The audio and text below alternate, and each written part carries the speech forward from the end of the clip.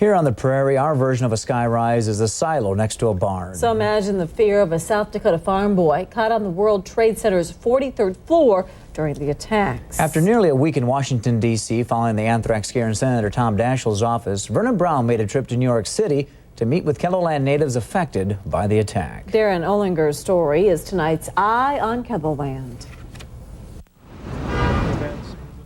Darrin Olinger has lived the New York City life for 8 years. Never quite comfortable with it, the Salem native adapted and even enjoyed his commute to his World Trade Center office until September 11th.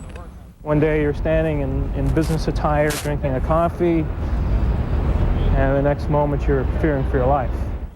Olinger works for a Japanese bank, now temporarily housed in this midtown Manhattan skyscraper close to Times Square. As he works to help restore the bank's business, his former office is never far from thought.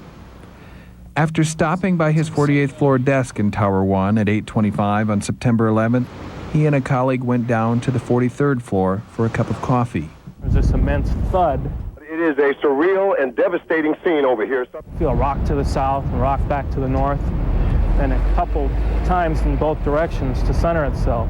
A catastrophe on the tip of Manhattan. And as I was looking south, I could see this debris and smoke coming down the side of the building. The loss of life will be high. There was no announcements, no alarms of any kind. It was pretty much instinctive that we had to head to the fire escapes.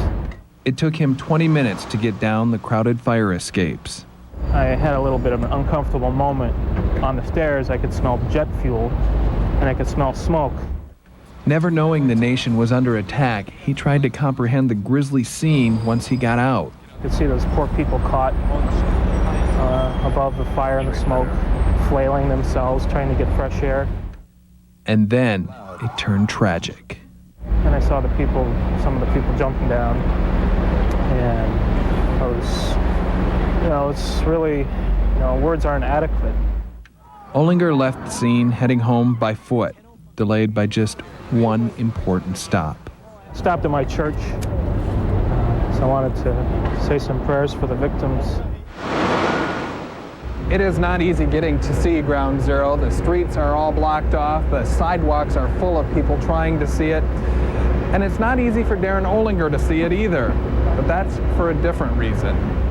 I have not yet been back to the site, to the World Trade Center site. I'm sure I'll go eventually, but it's left such a gap in the skyline. It's painful to look at from a distance. As the nation tries to cope through makeshift tributes on walls, or by coming in masses to see Ground Zero for themselves, Olinger knows he has painful days ahead. The attack not only shattered the buildings, but his comfort. That hasn't sunk in. Not entirely, no. It has not yet sunk in entirely. Like the cranes that pull away rubble one piece at a time, Olinger handles what he can one day at a time. With Eye on Keloland, I'm Vernon Brown. Boy, Olinger never actually saw the towers come down. He was inside the hotel lobby, trying to contact loved ones. And he has no plans to leave the city, at least not now. He likes his job, but admits that he longs for South Dakota at times. Well, football's biggest hits are lined up and ready to roll. It's helmets and headaches. Plus, we hit the hardwood spotlighting girls basketball. Travis Fossing is in next.